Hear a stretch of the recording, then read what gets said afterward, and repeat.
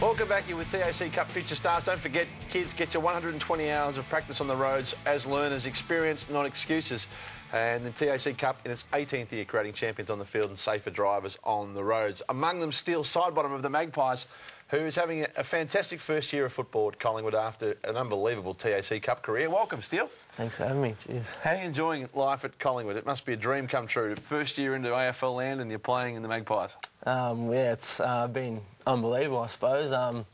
Being a kid growing up, you always dream of playing AFL footy, and to be finally here, it's just been unreal. It's awesome. So. Did you barrack for Collingwood as a kid, or did you have your heart set on playing somewhere else? I was actually an Essendon supporter growing up, and it would have been great to play for Essendon, but yeah. Yeah, Steele, in your grand final with the Murray Bushrangers in the TAC Cup, you kicked 10 goals, but you had 9 straight, and then you got a bit shaky towards the 10th. It was 10 goals for at the end of the day, but mate, in this game here, obviously you're a live wire up forward, but Didak, Davis, it's pretty hard to get a gig up there. Yeah, it is. I've been playing mostly midfield now with obviously Collingwood, but yeah, I didn't play a whole lot of forward in the last year for Bushies, but yeah, I suppose one of Bunny's moved to put me down forward, and yeah, it obviously paid off in the end. So Master stroke. 10, let's go back to that. 10 goals in a grand final, 10 forward, just taking the mickey. There's some great players playing in that game from both teams who are all now in AFL. Is that the biggest day out you've ever had? Did everything just touch, turn to goal? Yeah, that was it. Just felt like one of those days where you couldn't do much wrong, but obviously, you see at the start I got holding the ball, but obviously went uphill from there. But yeah, as you said, just yeah, pretty good day. Now, Steele, your skills are unbelievable, particularly left foot kicking. Where's that all come from? Because you're virtually as good on your left as you are on the right, and it was fun calling that game because we just couldn't work out as to which foot was your favourite. Where's that all come from? Being the youngest of 5 boys, I suppose, out in the backyard with all my brothers probably every night after school, and just kicking on both feet, I suppose, and yeah, it's helped me out for now. So. Is there a bit of a buzz around the club at the moment? You've got Malthouse locked in, Nathan Buckley locked in. Is there a bit of buzz around Collingwood?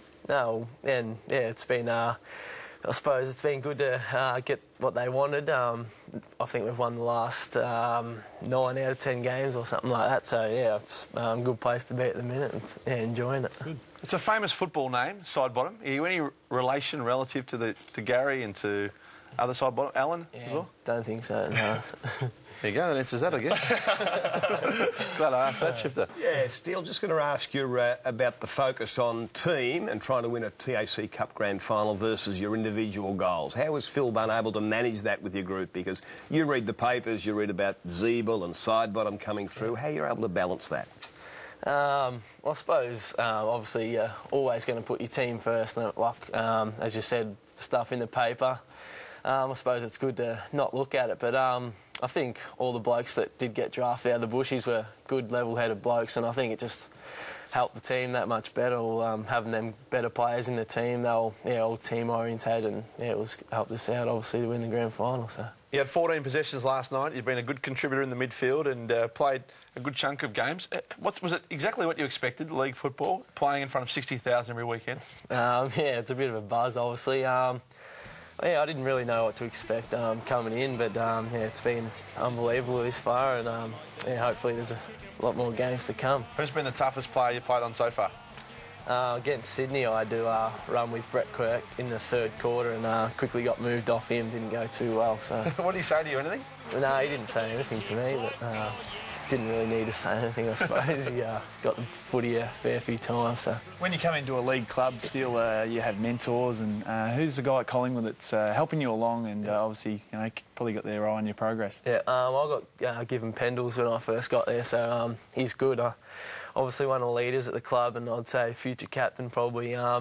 Just anything you need, you always go to Pendles, and he'll be always just behind you, getting you to do extras, and just making sure you're on top of everything. So he's been good. Getting to do extras, all his dirty work off the field, any homework stuff with his studies and stuff like that. No.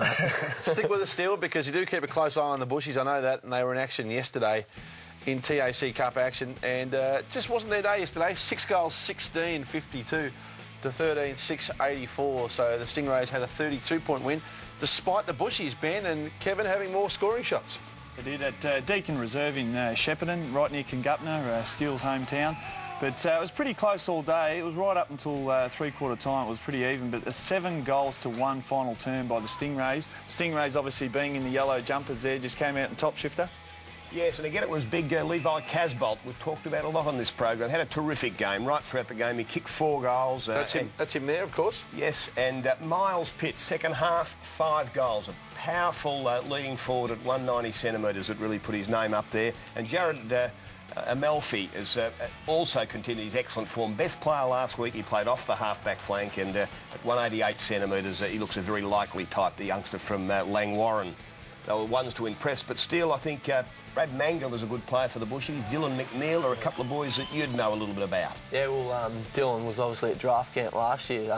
Unlucky, I suppose, not to get picked up, but yeah, I always look in the paper after the weekend and see how the boys have gone, and yeah, I've seen Dylan's name in there a fair bit, so he's been going well. And as you can see, Mango's obviously played well yesterday too. And Casbolt, the 3, Atley, Andrews, but Amelfi given best in the McDonald's TAC Cup coaches votes. The leaderboard in the McDonald's TAC Cup coaches votes is now in-house at round 17 as we build up to the thrilling conclusion as to who will win the $5,000 thanks to our good friends at McDonald's. And what a prize this is. The winner of the Player of the Year will win $5,000 thanks to McDonald's. Remember, for only $1 extra at the moment too, with any purchase at Macca's, you can pick up one of 3 mini board games, collect Monopoly, Trivial Pursuit, and Guess Who, only at McDonald's for a limited time and while stocks last. Before we let you go, you stay in touch with Jack Zeeble, your partner in crime in the Murray Bushrangers last year? Yeah, I catch up with him a little bit, not as much as probably should, but yeah, I see him and Sam obviously a little bit, and Riley Milne, and yeah, I try to catch up with as many of them as I can. So. Thanks for coming in. Good luck in this final series. It's really exciting for you, and just maybe you can have a day out like you did last year in the TAC Cup finals. It'd be good if I could. Steele Sidebottom, one of the emerging young magpies, joining us on TAC Cup Future Stars. Don't forget, kids, to clock up your 120 hours practice in all conditions, from country roads, freeway driving, the wet weather especially, and don't forget to add to your tally board 120 hours experience, not excuses. Speaking of experience, Brian Cordy and his young gun son Ace will be next from Bulldog Land on TAC Cup Future Stars.